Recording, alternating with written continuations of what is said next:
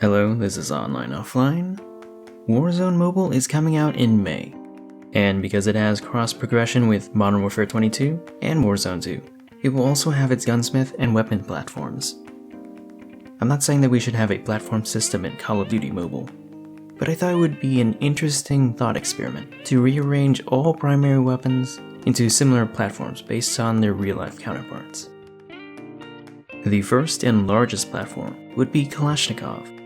With the main rifles, there is a linear progression from the AKM to the 74U to the 100 series to a prototype of the AK-12. Branching off the 74U, the AN-94 and AS-Val are both unique and rare rifles.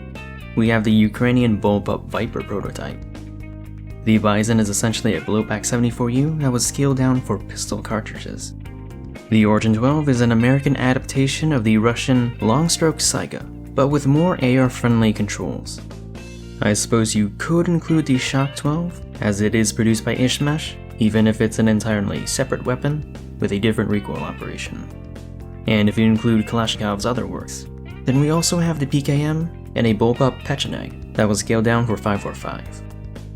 Next is the M4/Armalite platform, and it's a no-brainer. We have the M16 and M4 as AR-15s. The M4 LMG is based on the Barrett Rec 7 and is more of an AR-18 because it uses a short-stroke piston instead of being a direct impingement. If we include other direct impingement weapons, then we also have the PDX as the HVK and the Honey Badger as the Peacekeeper. If we include Stoner's other works, he does have an LMG named after him, and Knight's Armament continue to modernize the Stoner LMG with other variants including the Chainsaw. Discounting the M4 LMG, the Barrett platform in mobile comprises of two sniper rifles, a semi-auto version of the 98 Bravo as the XPR, and the experimental 50 cal launcher, the XM109 as the Rytec AMR. Back to the Russians with the Dragunov platform. We have a modernized SVD and a bolt-action version of the SVU that's been scaled up to 338. The second largest platform would be Belgium's FN Herstal, although this is cheating because half of the weapons are P90s. The Cordite and Switchblade are specifically rechambered for 9mm, but this is most likely due to Treyarch not wanting to overcomplicate ammo variety for Blackout. As for the non-repeaters, we have the Man of War as the FAL, the Krieg 6 as a Swedish FNC. We also have the Hades as a mini-me with a Bison-style magazine, the DRH as the Scar Heavy, and the Razorback as the F2000, scaled down as a 5.7 PDW. A German platform that still has its repeaters, but with a bit more variety, Heckler Koch, and it could be broken down into two smaller subplatforms. The first are roller-delayed blowback SMGs, such as the MP5, a fictional 80s version of the UMP, and the GKS is based on the SMG-45 by LWRC, which is sort of like an Americanized modern UMP. The other uses short-stroke gas pistons. We have the LK and Holger as the G36. We have the MP7, the ICR as a futuristic HK416, and Kilo as the HK433. If you know your quickscoping tradition, then we have the old reliable intervention still winning 1v1s 13 years later, albeit not on Rust. But what if I told you there was another? One of the most beloved weapons in this game is also one of the most hated, the NA-45. It's based on the Windrunner by EDM Arms. An earlier version was presented to CheyTac, which would be modified into the Intervention. Of course, the real Windrunner was a bolt action, and didn't shoot C4s. From Enfield, we have two British bullpups, the experimental model EM2 and the UL-736, which is the L-86. Another bullpup-only platform in mobile, Norinco of China, and they're all from Black Ops 2. The Type 25 and S-36 are both based on the Type 95 and its LMG variant. The Chicom is the later Type 05, which can either be a 5.8mm PDW or a 9mm SMG for export. Next is a shotgun-only platform, all by Winchester and deriving from John Browning. The lever-action Model 1887 and pump-action Model 1200. Moving on to Israel. The AMAX from 2019 is based on the modern Ace variant of the Galil. The Pharaoh is based on the MP9 from Ruger, and was designed by the creator of the Uzi as an improved version, but it wasn't commercially successful. Going south to Denel, and similar to the Galil is the Swordfish, which is based on the CR21 prototype.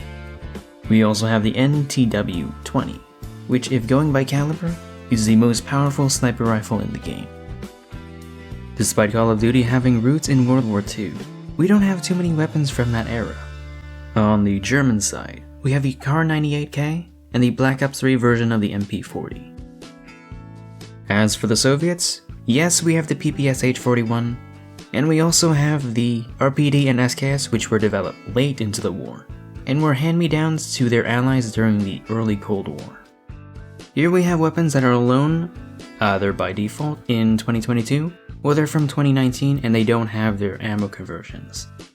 The Bruin M13 is the SIG MCX. I know it's in the same 2022 platform as the Honey Badger, but they're different weapons. The AGR is 2019's Steyr AUG, but not broken up by ammo conversions. The same goes for the SPR, which is the M24, as well as the EBR. The Chris Vector is by itself, as is the case with the Mark II carbine. And last but not least, standalone weapons that don't have platforms. The 805 Bren, the FAMAS, the AS-50, the Mini Ekit, the Blake Rifle, MSMC. We do have an MX-9, but this isn't the 9mm AUG from 22, but rather from Black Ops 4. The Lapa, M1216. The KRM is difficult because it combines elements of the FabArm STF-12 and the Remington 870 MCS. If it is the latter, then you could throw it in with the SPR in the Remington platform. The DP-12. Variants of the MAC-10 and Striker were manufactured by Cobra. Ultimately, they are different weapons and don't have anything else in common. And lastly, the AA-12. If we are to include pistols, then we could include the 1911 and 725 Browning Satori into the Browning platform. We could also put the Desert Eagle into IWI. The 357 Smith & Wesson, 93 Replica, VBR PDW, and Crossbow are all on their own. And yeah, there we have it. All of Mobile's primary weapons and pistols rearranged into Modern Warfare 2 style platforms. And the thing is, we're probably going to keep getting more weapons. With that being said, if you want a more detailed rundown of any of these weapons, with their real life history, appearances in Call of Duty, in-game stats, how those stats have changed, and balance suggestions, feel free to check out my Casual Quick Guide series. I'll be working on the Maddox Guide next. My name is On, and I'm off.